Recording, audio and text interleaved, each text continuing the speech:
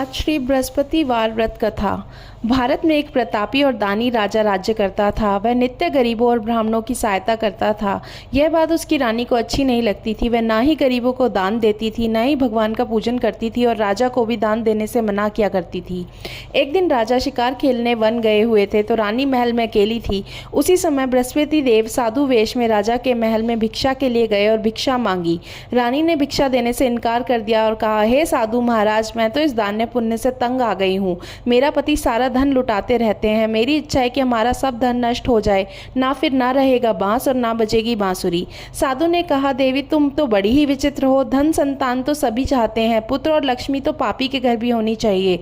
यदि तुम्हारे पास अधिक धन है तो भूखों को भोजन दो, प्यासों के लिए प्याऊ बनवाओ, मुसाफिरों के लिए धर्मशाला खुलवाओ। जो निर्धन अपनी कुंवारी कन्या का विवाह नहीं कर सकते उनका विवाह कर दो।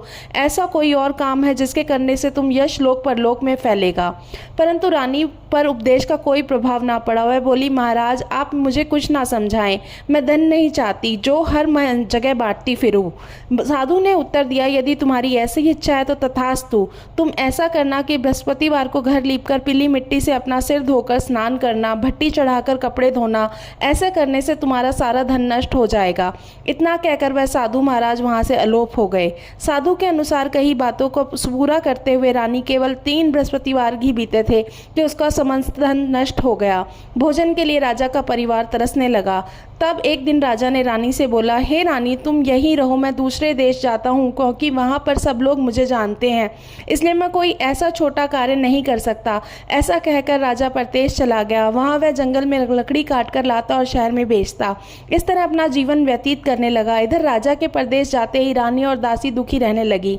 एक बार जब रानी और दासी को 7 दिन तक भी भोजन नहीं मिला तो रानी अपनी दासी से कहने कहा, हे दासी, पास ही के घर में मेरी बड़ी बहन रहती है, वह बड़ी धनवान है, तो उसके घर जाकर कुछ ले आ ताकि थोड़ी बहुत गुजर बसर हो जाए।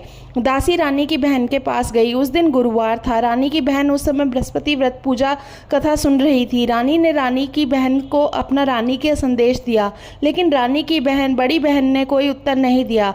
जब दासी को रानी की बहन ने से कोई उत्तर नहीं मिला तो वह बहुत दुखी और क्रोध से घर आ गई।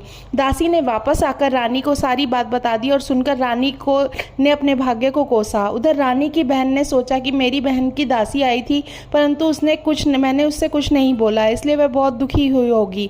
कथा सुनकर पूजन समाप्त करके वह अपनी बहन के घर आई और कहने लगी, हे बहन, मैं बृहस्पतिवार का व्रत कर रही थी। तुम्हारी दासी मेरे घर आई परंतु जब कथा होती है तब तक ना उठते हैं ना ही बोलते हैं, इसलिए मैं कुछ नहीं बोली। कहो दासी क्यों गई थी? रानी बोली, बहन तुमसे क्या छुपाऊं, हमारे घर में खाने तक अनाज नहीं है। ऐसा कहते कहते रानी की आंखें भर आई। उसने दासी समेत पिछले 7 दिनों से भूखे रहने तक की अपनी बात अपनी बहन को विस्तार पूर्वक सुना दी। रानी की बहन बोली, देखो बहन, भगवान बृहस्पति देव सबकी मनोकामनाओं को पूर्ण करते हैं। शायद तुम्हारे घर भी अनाज रखा हो। पहले तो रानी को विश्वास नहीं हुआ, पर बहन के आग्रह करने पर वो अपनी दासी को अंदर भेजा तो सचमुच अनाज से भरा एक घड़ा मिला। यह देखकर दासी को बड़ी हैरानी हुई।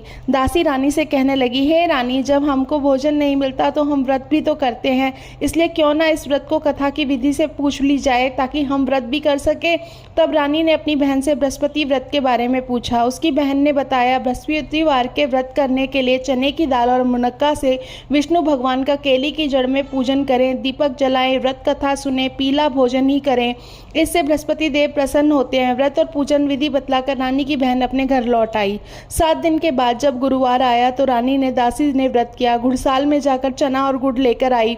फिर उसने केले की जड़ तथा विष्णु के भगवान का पूजन किया। अब पीला भोजन कहाँ से आए, इस बात को देखकर दोनों बहुत दुखी थे। चूंकि उन्होंने व्रत रखा था इसलिए बृहस्पति देव उनसे प्रसन्न थे, इसलिए वे साधारण व्यक्ति का रूप धारण कर 2 थालों में सुंदर पीला भोजन दासी को दे गए। भोजन पाकर दासी प्रसन्न हुई, फिर रानी के साथ मिलकर भोजन ग्रहण किया। उसके बाद वे सभी गुरुवार का व्रत और पूजन करने लगे। बृहस्पति भगवान की कृपा से उनके आसपास फिर से धन संपत्ति आ गई, परंतु रानी फिर से पहले की तरह आलस्य करने लगी। तब दासी बोली, देखो रानी, तुम पहले भी इस तरह आलस्य करती थी। तुमने जो धन रखने में कष्ट होता था, इसी कारण सभी धन नष्ट हो गया है। जब भगवान बृहस्पति की कृपा से धन मिला है तो फिर से आलस्य होता है। रानी की बात समझते हुए दासी कहती है कि बड़ी मुसीबत से हमने इस धन्य को पाया है, इसलिए हम दान पुण्य करना चाहिए, भूखे मनुष्य को भोजन कराना चाहिए, धन को शुभ कार्यों में खर्च करना चाहिए, जिससे तुम्हारे कुल का यश बढ़ेगा, स्वर्ग की प्राप्ति होगी और पितृ प्रसन्न होंगे। दासी की बात सुनकर रानी का धन शुभ कार्यों में खर्च करने लगी। फिर उसने पूरे नगर में उसका यश फैलने लगे। बृहस्पतिवार व्रत कथा के बाद श्रद्धा के साथ आरती की जानी चाहिए। इसके बाद प्रसाद बांटकर उसे ग्रहण करना चाहिए। बोलो बृहस्पति देव की जय।